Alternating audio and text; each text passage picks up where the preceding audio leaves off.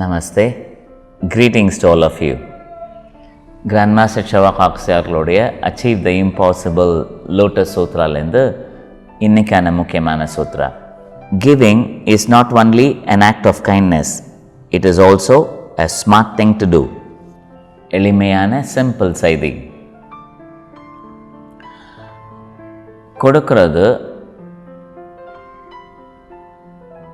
ஒரு கருணை உள்ள செயல் மட்டும் கிடையாது, அதுதான் புத்திசாலித்தனமானதும் கூட அப்படிங்கிறத சொல்கிறாங்க. அப்படின்னு என்ன அர்த்தம்? ஏதாவது ஒரு தர்மம் பண்ணுறீங்க அப்படின்னா பார்க்குறவங்களுக்கு என்ன தோணும்? தூரத்துலேருந்து பார்க்கும்போது ரொம்ப கருணை உள்ள ஆள் சார் அவர், யாராவது கஷ்டப்படுறத பார்த்தா அதுக்கு மனசு பொறுக்காது, உடனே கொடுத்துட்றாரு பணத்தை. இது தூரத்துலேருந்து உங்களை பார்க்குறவங்களுக்கு அது தெரியும் இல்லையா? ஆப்வியஸாக தெரியும். அதில் உண்மை இருக்கா? டெஃபினட்டாக உண்மை இருக்குது இல்லையா? அப்படி இல்லைன்னா என்ன பண்ணுவீங்க? அந்த கருணையை வெளிப்படுத்தக்கூடிய அந்த குணம் இல்லைன்னு வச்சுக்கோங்க, நீங்கள் என்ன பண்ணுவீங்க? யாராவது கஷ்டமான நிலைமையில் இருக்கும்போது அவங்கள பார்த்தீங்கன்னா ஐயோ பாவம் அப்படின்னு சொல்வீங்க, பரிதாபப்படுவீங்களே தவிர உதவி செய்வீங்கன்னு கேரண்டி கிடையாது.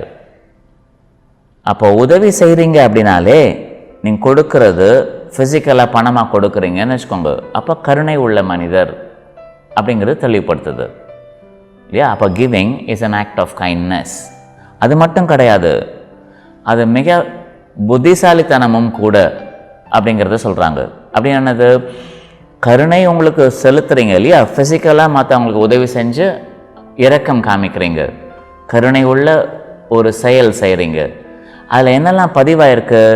நீங்கள் திரும்பி ரிசீவ் பண்ணுறதுக்கு பணம் வர்றது மட்டும் கிடையாது, உங்களுக்கு கருணை காமிக்கப்படும் அப்படிங்கிற ஒரு நீதியையும் நீங்கள் விதையாக விதைக்கிறீங்க.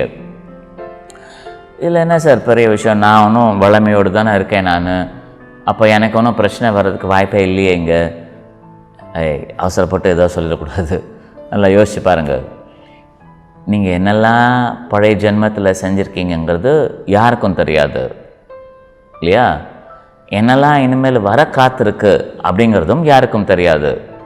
எல்லாரோட வாழ்க்கையும் பிரமாதமான முறையில் ஆரம்பிக்குது, ஆனால் முடிகிறது எப்படி இருக்குங்கிறது நம்ம சொல்ல முடியாது. அப்படின்னா நம்ம செஞ்சதெல்லாம் திரும்ப வர காத்திருக்கு அப்படின்னா சில தவறுகள் நம்ம ஏற்கனவே செஞ்சுருந்தோன்னா நார்மலாக என்ன சொல்லுவோம்? தவறு செய்யும்போது எனக்கு கருணை காமிங்க, இரக்கம் காமிங்க அப்படின்னு சொல்லுவோம்.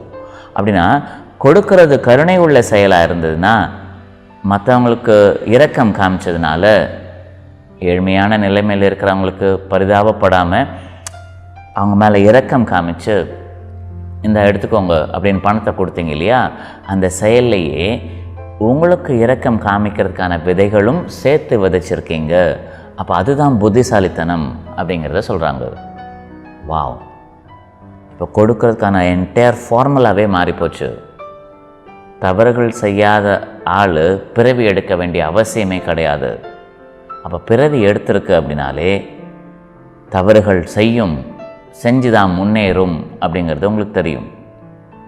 முன்னேறதுக்கு தவறுகளும் ஆகும், நேரமும் ஆகும். Time and mistakes is involve with evolution.